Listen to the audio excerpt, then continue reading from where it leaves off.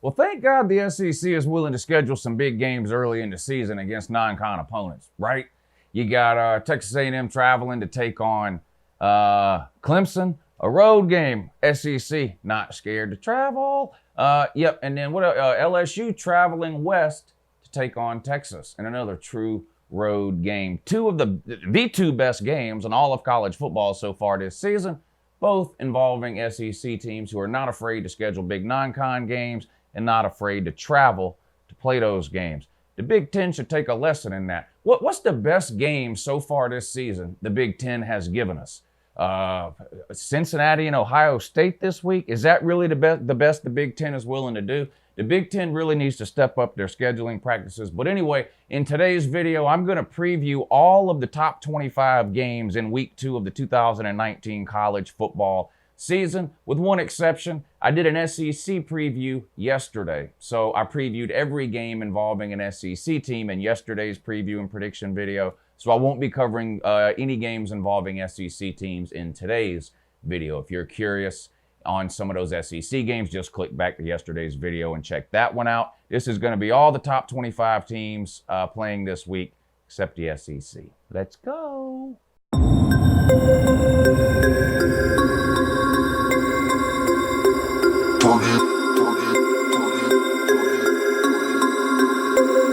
We about to turn it on.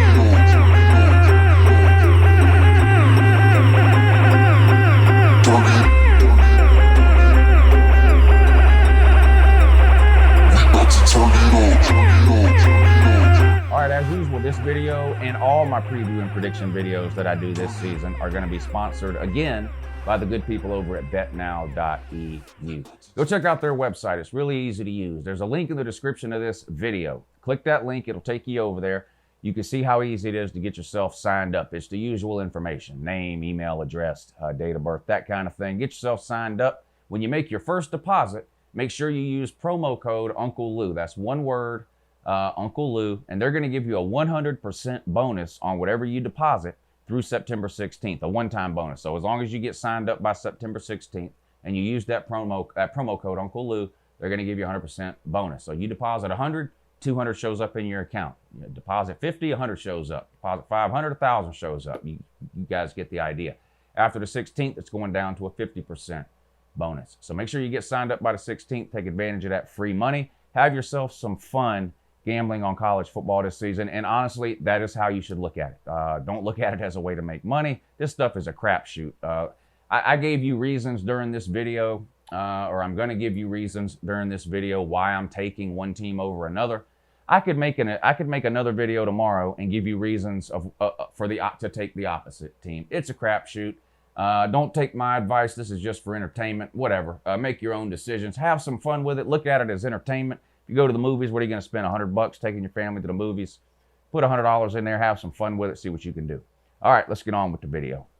All right, our first top 25 team this week takes the field Friday night, 9 o'clock over on ESPN2. We have Boise State, fresh off a huge win over the Clown College. FSU hosting Marshall, who also had a dominating win in week 1. The Broncos of Boise State are a 10.5-point home favorite in this one, and that ain't enough, Jack. Boise State has one of the best home field advantages in all of college football. They still paint their field blue for no particular reason, other than making it almost impossible for Uncle Lou to watch a Boise State home game on TV. I'm not sure what benefit they get from that. I don't know if it irritates the opposing team some type of way or what, but it's absolutely ridiculous to have your field painted blue. There was a team that had their field painted red. I can't remember which team it was. Somebody let me know in the comments section. There was a team that started painting their field red. I can't remember who it was. Do they still do that? I don't know. But anyway, 10.5 points is not enough here. Boise State traveled to play FSU last week in Florida. It was supposed to be a neutral site game, ended up getting moved to Tallahassee. So this is Boise State's home opener, fresh off that huge win over FSU. Well, huge to Boise State. We all know FSU is a garbage can program, but nevertheless, for Boise State to beat a Power 5 team like Florida State and the pedigree they have is a big deal for Boise State. I think the crowd the crowd is always raucous at Boise State, especially so this week, Friday night game. Never take the road team. Listen to me. Listen to Uncle Lou. Never take the road team, okay? in a weeknight game, Thursday or Friday. Don't do it. Too many weird things happen. Remember Clemson losing to Syracuse a couple of years ago? That was on a Friday night. I could list 100 examples, but anyway, weird things happen. So under no circumstances should you take Marshall in this game. Now, if there's a particular reason you're not high on Boise State this week, I just wouldn't play the game, or maybe you look for something to do on the over-under. I think Boise State is going to roll in this game. I was impressed with what I saw last week. You got to remember, they went in there with a true freshman quarterback. You got to figure he's going to be better week 2 at home, less nerves, a game experience under his belt, home crowd, that kind of thing. I'm going to take Boise State and lay those 10.5. All right, then we have a full slate of Saturday games. Now, per usual, I'm going to go through these in chronological order, okay? So if you're looking to skip around in this video and find a certain game, look a schedule up on your phone or whatever, how you need to do it, or you probably know what time your team is playing. These games I'm going through are in chronological order, so I'm going to start with the noon games, go up through the 3 and 4 o'clock games, into the primetime games, the 7, 8 o'clock games, and then if there's any 10 o'clock games out west, we'll wrap up with those. Up first, we got Cincinnati on the road at number 5, Ohio State. Ohio State is a 16-point favorite in this one, and it comes on noon on ABC. Ohio State looked amazing last week in the first quarter. Before most people knew what was going on, before most people in that stadium had even found their seat, it seemed like Ohio State was up 28-0. Now, they sort of coasted the rest of the way, and in fact, I mentioned this, I think, yesterday or the day before, but they actually lost that game from the second quarter on. They were outscored from the second quarter on. Why? I don't know. Was it purely a cruise control thing? Probably. I've heard some theories, and this actually could be something to this, because teams do this for sure. Teams will script the first however many plays of a game, right, a week or two ahead of time, and they practice those plays repeatedly over and over and over again in practice. When you have a true freshman quarterback, that's a huge benefit, especially not a true freshman, but Justin Fields. You guys know his story. So it could be that Ohio State had practiced their first 20 or 25 plays to the point where they were just on autopilot, and they came out, ran those 20 or 25 plays to perfection, got a 28-0 lead, and then after that, sort of bogged down. I don't know. Cincy got a huge win last week at home against a terrible, terrible UCLA team. Ohio State ain't UCLA, Jack. I can tell you that right now. Ohio State is absolutely loaded with talent on both sides of the ball. J.K. Dobbins had sort of a quiet week last week. I think he ran for just under 100 yards, but he has game-breaking potential. The guy can go for 2 bills in any particular game. It's just a matter of feeding him the ball and letting him do it. We saw what Justin Fields has to offer with his legs on the, second, third play of the game last week. He breaks off a 51-yard touchdown run, added 4 touchdown passes to that, too. So they looked really good in a dominating win. Cincinnati, like I mentioned, winning on the at home against the Power 5 team, UNLV. I don't see it happening this week. I don't see any chance Cincinnati wins this game. And in fact, I'm going to take Ohio State in the latest 16. I could see Ohio State winning this game somewhere in the 17 to 24 point range, which of course would cover the 16. Couldn't you see a 37 to 20 type of game? That would be 17 points, and Ohio State would be a winner for you there. Give me the suck nuts, latest 16. Army at Michigan. Now, this was a hard one for me. Michigan, of course, ranked 7th. This one comes on 12 o'clock on Fox. Michigan's a 22.5 point favorite. Both of these teams disappointed me last week. Army disappointed me even more, though. Army beat Rice 14-7. That's not good. Army has been one of the best group of 5 teams over the last couple of years. Kind of quietly one of the best group of 5 teams. They've won 10 games multiple years in a row. They've won a bowl game 3 years in a row. I think they won 11 games last year. They run that triple option. They almost beat OU. Was it last year or the year before? I think that game might have went to overtime. Anyway, Michigan only gave up 67 yards rushing last week. So in that respect, they looked pretty good. The offense, in my opinion, although I think they got to, 40 points? The offense didn't look quite as explosive, I guess, as I thought it might look. Shea Patterson coming back in year 2 at Michigan. I mean, they got to 40 points. So, if you're a Michigan fan, you're probably saying, if we can score 40 points in every game, we'll probably go undefeated. And you're probably right with that defense that you have. And it wasn't so much the number of points that you scored. I don't know. I didn't watch the entire game, but I watched a good bit of it. And the offense just didn't really appear to be as dynamic and in sync and stuff like that as I expected it to be. Maybe that's some week 1 stuff. Hard to know. But again, I really like Michigan's defense here against the triple option of Army. Michigan, of course, hasn't had any issues really defensively over the last couple of years outside of a game or two each season where things have tended to get away from them. They've got the speed on defense to control the triple option, and that's really what you need. There's two things you need to control the triple option: speed and eye discipline. You can't get tricked and fooled with the, one running back that way, one running back that way, and third running back. Anyway, you guys know what I'm saying. So I do like Michigan to win this game, but 22.5, I mean, that's a 1.5 over 3 touchdowns. I'm probably going to stay away from this game. One note here. I mentioned Michigan gave up 67 yards rushing, which is pretty good. You hold a team to 67 yards rushing. That's pretty good. What if I told you, though, that Michigan gave up 67 yards rushing? What if I told you there's another team in the Big Ten that gave up 100 yards less than that? More on that in a minute. I probably wouldn't play this game. If I did, I would look at the under, maybe, I think is a way to go. Or cross your fingers with Army and hope that Army can get that option going enough to limit Michigan's possessions and keep the game within 3 touchdowns, in which case you'd have a winner. But I'm probably just going to stay away. Rutgers on the road at number 20, Iowa. So look at this, the Big Ten going out and scheduling a Power 5 versus Power 5 game. Of course, within the same conference, but 2 juggernauts here, Rutgers and Iowa. 12 o'clock on FS1, right? Iowa plays Iowa State next week. Big rivalry game. Iowa State, a pretty good team. They struggled a little last week, winning in overtime because the game was in Iowa State, and you just can't win there. That was proven last week. Rutgers, not very many people take Rutgers seriously, right? They're one of the worst teams in the Power 5 consistently over the last 3, 4, 5 years. The combination of those two things is scary to me if I'm an Iowa fan. 3 things, really. Iowa didn't look all that impressive last week. They won. It was never, it wasn't really that close, but I wouldn't consider it a dominant win.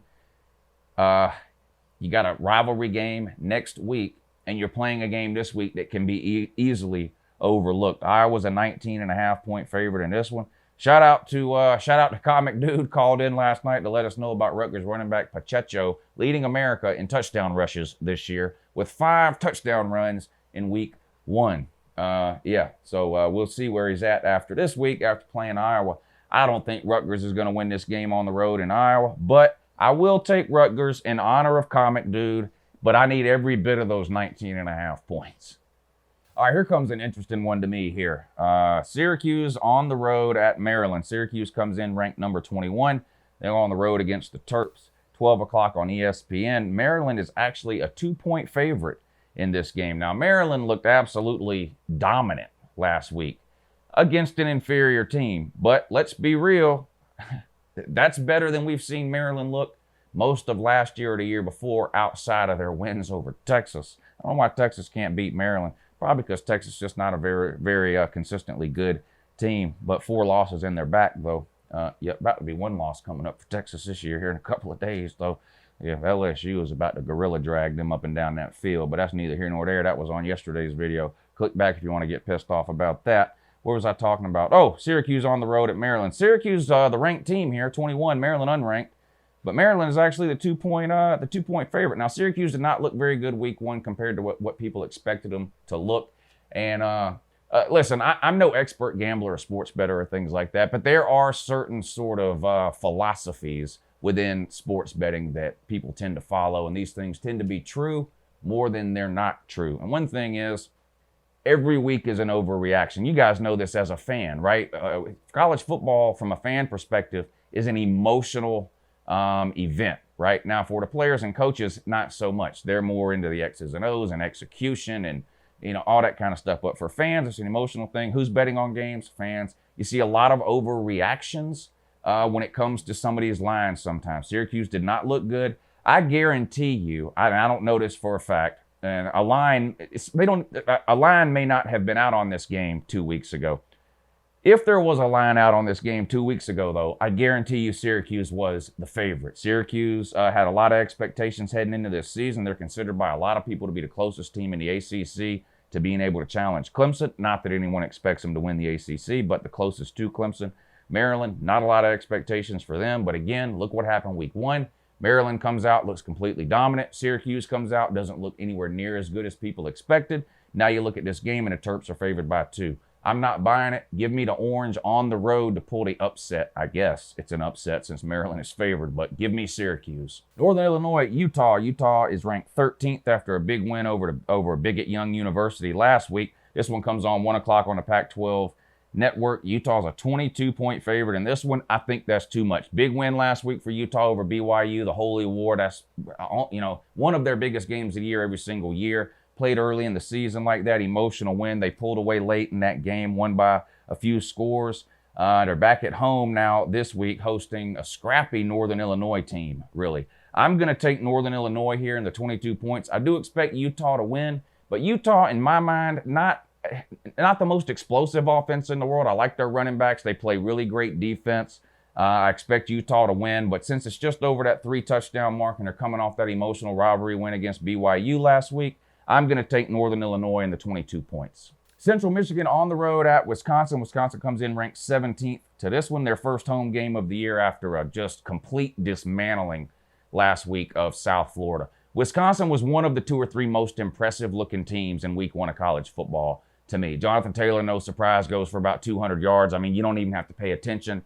You just know that's going to happen week in and week out. He's going to destroy almost every single rushing record known to man this year. It's just a matter of time. We're going to get 5, 6, 7 weeks into this season, and every single week he's going to be breaking another record. It's just unbelievable to watch that he's been able to do what he's doing for now the 3rd year in a row with a number of carries he's getting, remaining relatively healthy, and like I said, putting up 200 yards a game almost. He's rushed for 1,900 yards or more each of his first 2 years. He's going to go for over that again this year, finish his college. I'm sure he'll go pro after this year. He's a junior.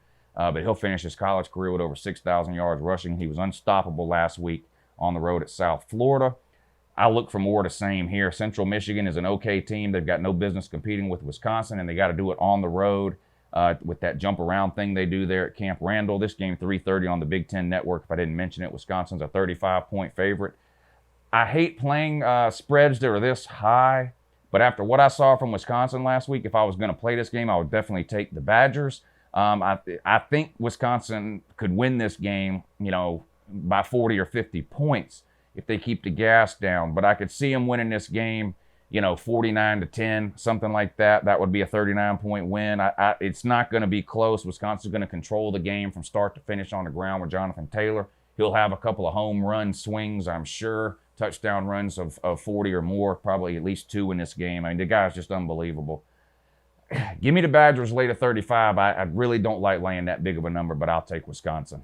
All right, Nebraska on the road at Colorado, 3:30 over on Fox. Nebraska cracks the poll at number 25 this week, and they're a 3.5-point favorite after an okay performance week 1. Adrian Martinez did not have the game most people expected him to have. There was a lot of Heisman hype heading into the season about Adrian Martinez and some of the numbers he would put up.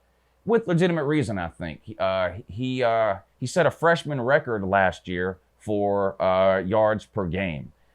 Didn't live up to that in game 1. He had less than 200 total yards rushing and passing in game 1. Like I said, Nebraska did win. Colorado also had a big win in head coach Mel Tucker's coaching debut. He comes, of course, from the University of Georgia. He was defensive coordinator under Kirby Smart for a couple of years. Gets a shot at Colorado. Promptly goes out and humiliates his in-state rival, Colorado State. Let's be real, just about everybody humiliates Colorado State.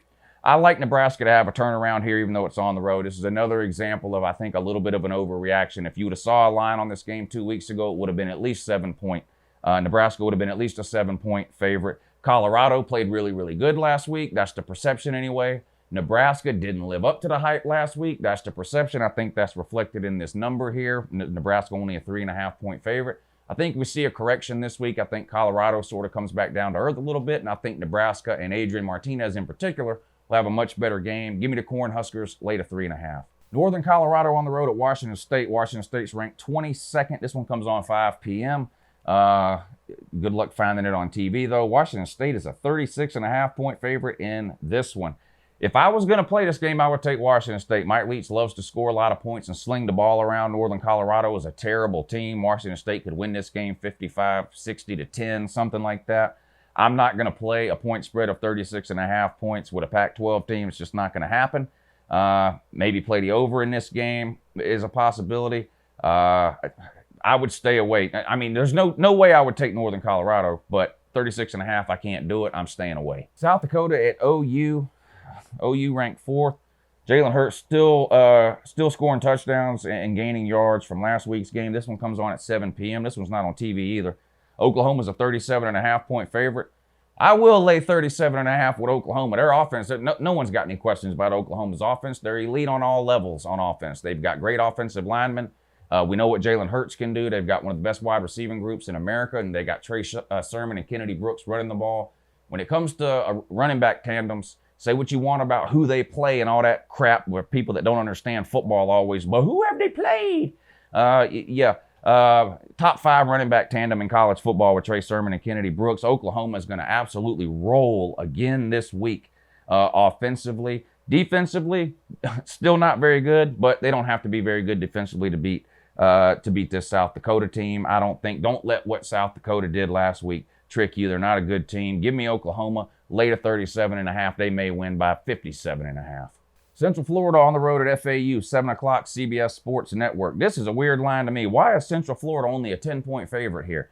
They beat somebody last week 60-something to nothing or whatever. I mean, it's complete domination. FAU looked like total crap again. They just keep putting a terrible product on the field. I know the game is at FAU, but do you really think FAU has any home field advantage ever, particularly when they're playing UCF? There will be more UCF fans at this game than there will FAU, I'm pretty sure. 10 points is nowhere near enough. What am I not seeing here? Give me Central Florida, lay the 10. Buffalo on the road at Penn State. Overreaction time again here. 7:30 on Fox. Penn State won something like 79-7 last week over Idaho, I think it was. So now all of a sudden people think Penn State's going to be scoring 50, 60, and 70 points a game against these lower classification schools like Buffalo. First of all, Buffalo is a way better team than Idaho. Okay, Buffalo has put talent and some serious talent into the NFL over the last couple of years. They're a legitimate team. They're not going to beat Penn State, but 29.5 points, 4 touchdowns? No. Give me Buffalo. Give me the 29.5. Nevada on the road at Oregon. Oregon's a 23.5 point favorite. They come in ranked 16th, dropping a few spots after a tough loss in an opening week game to Oregon. This one's 7:30 on the Pac-12 network. Again, good luck finding it. Nevada, not a terrible team. Didn't they beat Purdue? Just saying. I don't know. Oregon, emotional loss. How much of an impact? You got to get over losses. You see this a lot of times in college football. Team lose a game, cost them another game the next week. Ask Kentucky about it. They know all about it. Georgia beats the hell out of Kentucky every single year and then causes Kentucky to lose their next game. It doesn't even matter who they play. We beat them up so bad they even found a way to lose to Tennessee last year, if that tells you anything. Could that be the case here? No, Nevada's not beating Oregon, but 23.5 is too many. I don't think Oregon's going to get over that last week's loss in 1 week. I think they'll start slow in this game, sluggish. I do think they win the game comfortably by 17 to 20 points maybe. I can't see the 23.5. Give me Nevada and all those points. Western Michigan on the road at Michigan State. Michigan State is a 16-point favorite in this one. 7:30 on the Big Ten Network. All right. Talked about Michigan earlier, said they gave up 60-something yards rushing. That's pretty good. Michigan State gave up negative 73 yards rushing last week. I don't care who they play. Don't even try that shit. And I'm sorry to cuss, but at some point, it doesn't matter who you play. Listen, if a quarterback goes out and goes 50 for 50, it doesn't matter who they play, okay? It's hard to do that against air. Negative 73 yards rushing. Unbelievable. I told you guys heading into the season that Michigan State may have the best defense in America. They definitely have the best rush defense. They had one of the best defenses in America last year. People are sleeping on Michigan State because of all those offensive injuries they had last year.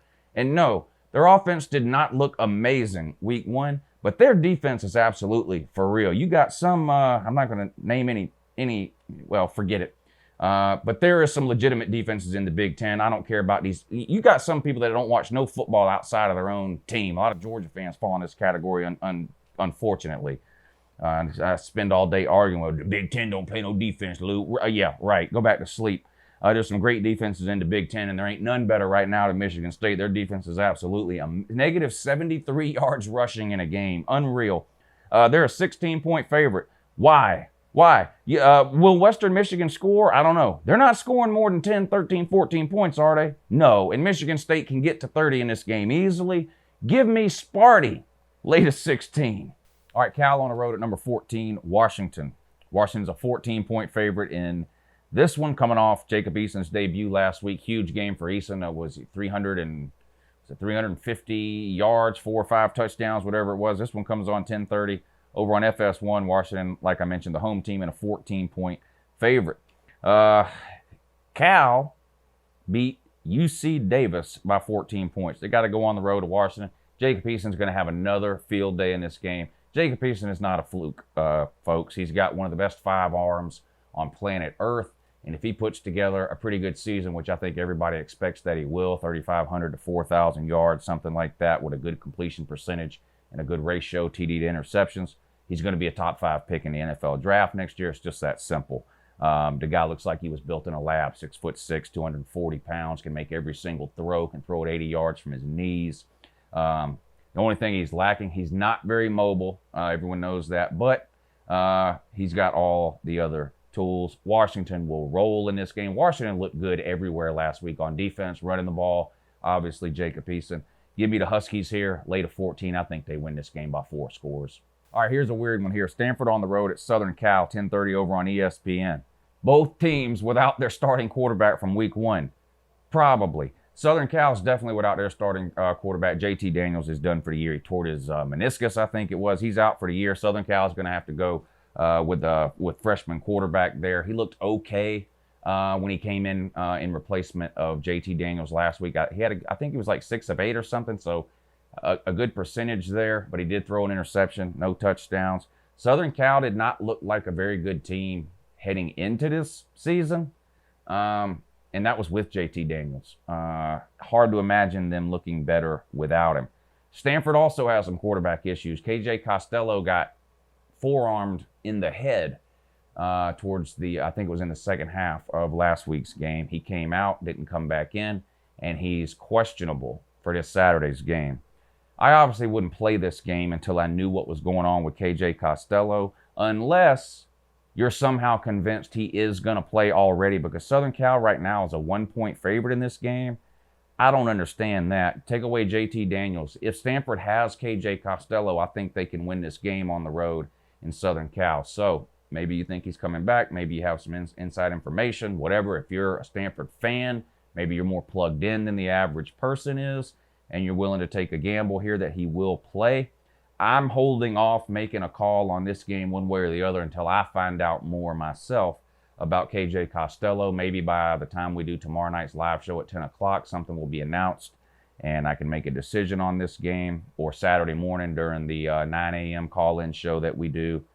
But right now, I'm not willing to pick a side either way here on this one. All right, that's going to do it for all the top 25 games in Week 2 of the 2019 college football season, Week 2. Again, I did the SEC yesterday, and this is the same every week. It never changes. It's weird to me. I got a lot of comments on yesterday's video, which is an SEC video, right? I do all the SEC teams every Tuesday. I got comments like, what about the Georgia Tech game? Or what about the Boise State game? Or what about this game or that game? Those aren't SEC teams. And I explain this in every video. I know people don't always watch all of the videos or whatever, but hopefully people will start catching on. But it's SEC games every Tuesday, top 25 games every Wednesday, except the SEC games, because I did them the day before. And then on Thursday, any other game that interests me for one reason or another that I didn't cover on Tuesday or Wednesday, I cover in a Thursday version of this preview and prediction video. So that's the way the schedule works. But there it is, a bunch of picks for you. I'll narrow this list down again, Friday or Saturday or something. I pick 40, 50 games a week against the spread. I obviously don't bet that many games. I try to narrow it down to about my, 10 favorites or whatever. And then on a Saturday, I might bet 2 or 3 of those games or whatever. But I'll see if I can get it narrowed down for you guys, maybe the live show Saturday morning. Appreciate you guys watching. Have a great day.